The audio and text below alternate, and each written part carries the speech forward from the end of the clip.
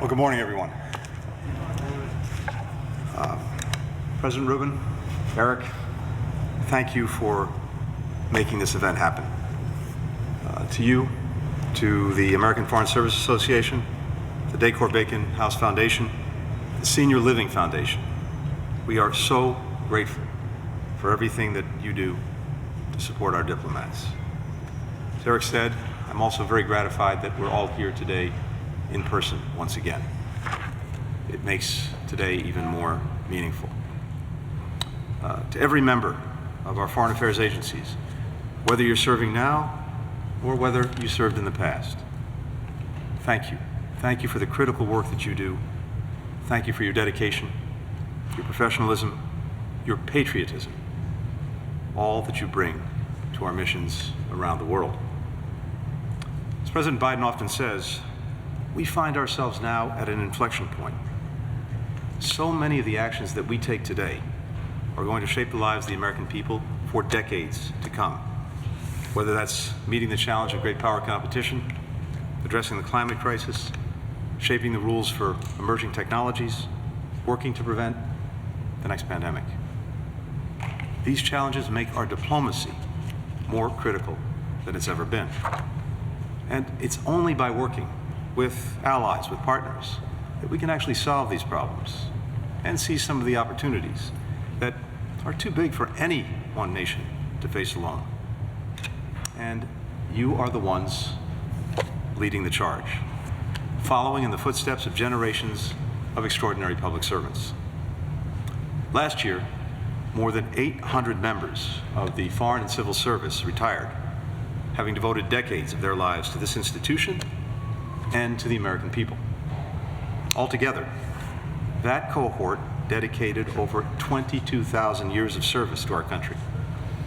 Its members worked in every single bureau in this department, at posts in more than 170 countries. They tackled the most important issues of our time: protecting the environment, defending human rights, aiding refugees, expanding economic opportunity, negotiating peace agreements. This class built and deepened ties between the United States and other countries. They forged new partnerships. They facilitated exchange programs. They issued countless visas and passports. Their actions, big and small, changed the trajectory of so many lives, here and around the world. But today, we celebrate not only what our diplomats do, but how they do it. These jobs, as President Rubin said, require extraordinary sacrifice. From diplomats who work long hours, from their loved ones who support them. These jobs demand character. They demand integrity. And serving as a diplomat also requires courage.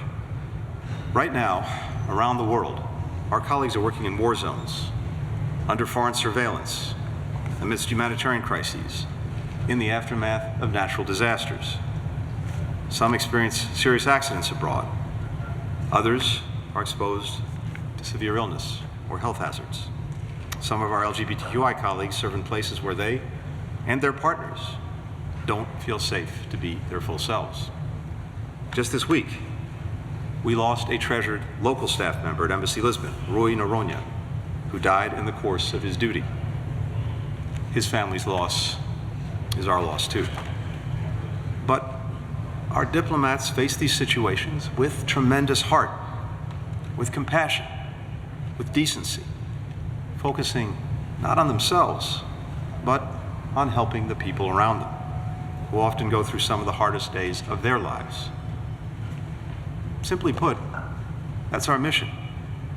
And for generations, our diplomats have carried on despite danger, despite difficulty. Nowhere is that devotion more clearly illustrated than in the 312 individuals honored on our memorial walls, those who made the ultimate sacrifice for our country. This year, we pay special tribute to two more members of the Foreign Service, Thomas Wallace and Eldridge Lee, both of whom died from COVID-19 in 2021. Tom dedicated his life to public service, first as a soldier in the U.S. Army, where he completed several tours and was awarded a Bronze Star. Then he became a consular officer. He brought a spirit of service to everything that he did. Tom had a special fountain pen that he used only to sign certificates of death abroad, to make sure that they looked dignified for the families who received them. When he sat at the consular window, working with foreigners or helping Americans in crisis, Tom was calm, he was friendly, he was easy to talk to. He also lifted up his team. He was the kind of person who would stop by his supervisor's office just to let her know that a coworker had done a great job. He brought this kindness everywhere he went, from the animal rescue organizations he supported around the world to trivia games, where he was always everyone's first pick, apparently, to be on their team. Elbridge, who went by his last name Lee, specialized in information management. And by all accounts, he was a natural diplomat. Thoughtful, compassionate, a talented problem solver. Whether you were a colleague, a friend, a family member, if you needed advice, you went to Lee. And people wanted to be like him. One of his former teammates said that in tough situations, he found himself asking, what would Lee do?